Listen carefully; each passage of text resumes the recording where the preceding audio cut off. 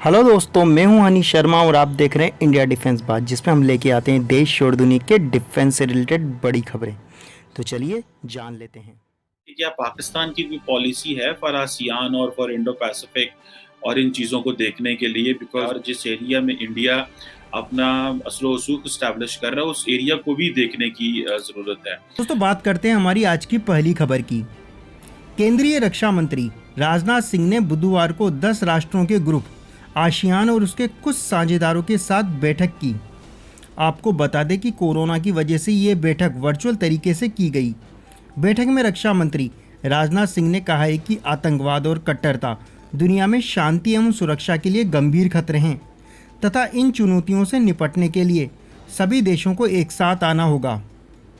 दोस्तों, ASEAN defence minister meeting plus में virtual webinar में राजनाथ सिंह ने पाकिस्तान का सीधे तौर पर जिक्र किए बिना आतंकवाद को बढ़ावा देने, उसका समर्थन करने और फाइनेंशियली सपोर्ट करने और आतंकवादियों को शेल्टर देने वाले देशों के खिलाफ सख्त कार्रवाई करने की भी बात कही।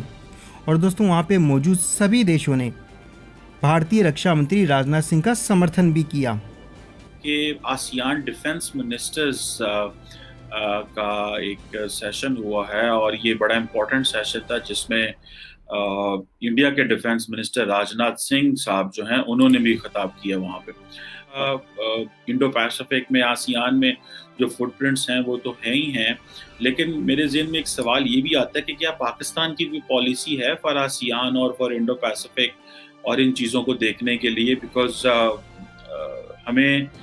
हम ज़्यादातर अपने अफगानिस्तान और इस एरिया की तरफ देखते हैं और जिस एरिया में दुनिया कोऑपरेशन कर रही है और जिस एरिया में इंडिया अपना असलो वसूख इस्टेब्लिश कर रहा है उस एरिया को भी देखने की ज़रूरत है। जो Indian defence minister Rajnath Singh हैं, जो कि प्राइम मिनिस्टर मोदी के बड़े करीबी साथी समझे जाते हैं और last time he was home minister, जिनको भी अमित शाह ने रिप्लेस किया और उनको डिफेंस मिनिस्टर बना दिया गया। अमेरिकन जो थे, इंडियंस और जो बाकी हैं वो सारे आसियान जो है वो प्रेशर डाल रहे हैं चाइना के ऊपर, क्योंकि the point of concern is कि वो कह रहे हैं कि जी code, South China Sea code बनाया जाए। South China Sea code means कि कोड ऑफ कंडक्ट बनाए भाई, आप कोई रूल्स एंड रेगुलेशंस बनाएं, चीज़ें किस तरह चलनी है। जिस तरह मैंने आपको लास्ट टाइम भी कहा था कि सारे के सारे जो जो चाइना का ये साउथ चाइना सी जितने भी नेबर्स हैं वो चाइना से तंग हैं, लेकिन इंडियन जो है वो क्या मौकफ लेके आ रहे हैं। इंडियंस ये मौकफ लेके आ रहे हैं,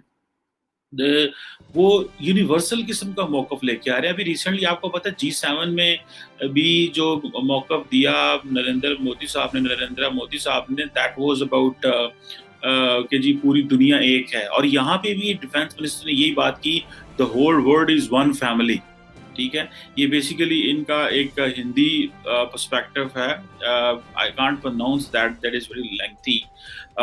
वो मैं देख रहा था कि ये उसकी बात कर रहे हैं, the whole world is one family, और ये यूनिवर्सल वैल्यूज की बात कर रहे हैं और ऑब्वियसली रीजनल सिक्योरिटी चैलेंजेस और वो तो है ही हैं। दोस्तों बात करते हैं हमारी अगली खबर की।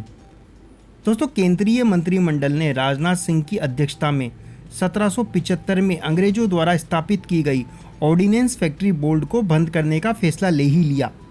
दोस्तों, आपको पता ही होगा, ऑर्डिनेंस फैक्ट्री बोर्ड भारतीय सैनिकों के सभी प्रकार के गोला बारूद, हथियार, व्हीकल्स और इक्विपमेंट के लिए जिम्मेदार एक संस्था थी, जो भारतीय सैनिकों के लिए सभी प्रकार की चीज़ें बनाती थी, जिनकी क्वालिटी को लेकर समय समय पर इशू पैदा होते रहते थे। इसी को ध्यान में रखते हुए अभी हाल ही में हमारे रक्षा मंत्री राजनाथ सिंह की अध्यक्षता में बहुत बड़ा फैसला लिया गया। दोस्तों, अब इस कंपनी को बंद करके इसके अधीन 41 फैक्ट्रियों को 7 नई कंपनियों में बांटा जाएगा और ये सातों की सातों कंपनियां पब्लिक सेक्टर यूनिट्स के अधीन ही होगी। ऑर्डिनेंस फैक्ट्री बोर्ड को हटाकर 7 नई कंपनियां बनाने का फ़ायदा होगा कि हर सेक्टर के लिए एक स्पेशल कंपनी बनाना। दोस्तों, आपको पता ही है कि ऑर्डिनेंस फैक्ट्री बोर्ड हर तरह के हथियार, गोला बारूद, टैंक, यहाँ तक कि सैनिकों के कपड़े तक बनाती थी और ये सारा का सारा काम ऑर्डिनेंस फैक्ट्री बोर्ड के अंदर होता था। इसके कारण कई इश्यू आते थे, तो भारतीय सरकार ने फैसला लिया है कि अब हर कंपनी को एक पर्टिकुलर सेक्टर दिया जाएगा ताकि समस्याओं का सामना आसानी से किया जा सके और पता लगाया जा सके कि कमी कहाँ है। अच्छी बात यह है कि जो वर्कर्स और ऑफिसर्स और इंजीनियर्स ऑर्डिनेंस फैक्ट्री बोर्ड के अंडर काम करते थे उन पर इसका कोई प्रभाव नहीं पड़ेगा और उनको वो सारी की सारी सहूलियतें वैसे ही मिलती रहेगी जैसे उनको अब तक मिल रही थी। दोस्तों, इन 7 नई कंपनियों में एक होगा गोला बारूद और विस्फोटक ग्रुप। यह न केवल मेक इन इंडिया पहल के लिए बल्कि निर्यात के लिए भी विभिन्न कैलिबर और विस्फोटकों के गोला बारूद के उत्पादन के लिए जिम्मेदार होगा। वहीं व्हीकल्स ग्रुप रक्षा गतिशीलता और टैंक, ट्रोल्स, बीएमपी और माइन प्रोटेक्टर व्हीकल जैसे लड़ाकू वाहनों के उत्पादन में लगा होगा। दोस्तों, तीसरा होगा वेपन्स और इक्विपमेंट ग्रुप, जो कि छोटे हथियार, मध्यम और बड़ी क्षमता वाली तोपें और अन्य हथियार प्रणाली के उत्पादन में संलग्न होगा। इससे घरेलू मांग को पूरा करने के साथ साथ उत्पादन में वृद्धि होगी और इसी के साथ विदेशी बाजार में भी भारतीय हथियारों की पहुंच आसान हो जाएगी। अन्य 4 कंपनियों में troops comfort item group, ancillary group, opto electronics group और पैराशूट ग्रुप शामिल होंगे। दोस्तों, इसमें कोई दो राय नहीं है कि सारे के सारे काम होने के बाद समस्याओं को आसानी से आइडेंटिफाई किया जा सकेगा और इसमें पारदर्शिता काफ़ी ज़्यादा बढ़ जाएगी। तो इससे हम कह सकते हैं कि सरकार द्वारा उठाया गया काफ़ी अच्छा कदम है।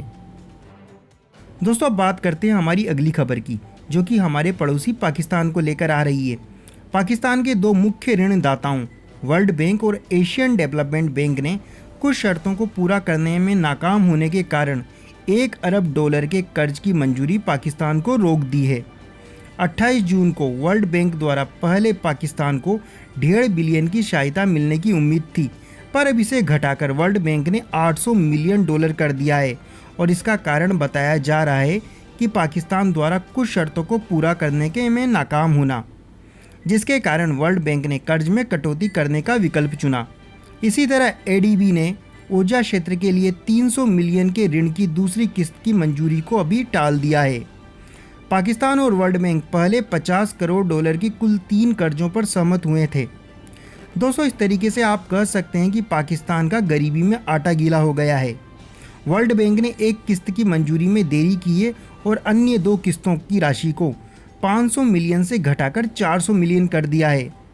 पाकिस्तान पहले ही सरकारी कर्ज के खतरे के क्षेत्र में प्रवेश कर चुका है, जिसकी कुल देनदारियां और कर्ज $294 अरब तक पहुंच चुका है। और दोस्तों, सबसे बड़ी हैरानी की बात यह है कि यह पाकिस्तान की कुल जीडीपी का 109% है, यानी वर्तमान में पाकिस्तान के पास कुल कर्ज उसके जीडीपी से भी ज़्यादा पहुंच चुका है। दोस्तों, उम्मीद करते हैं आपको यह वीडियो पसंद आया होगा। अगर यह वीडियो पसंद आया तो प्लीज़ वीडियो को लाइक करें और इस तरह के और वीडियो देखने के लिए हमारा चैनल सब्सक्राइब करें। तब तक के लिए जय हिंद, जय भारत।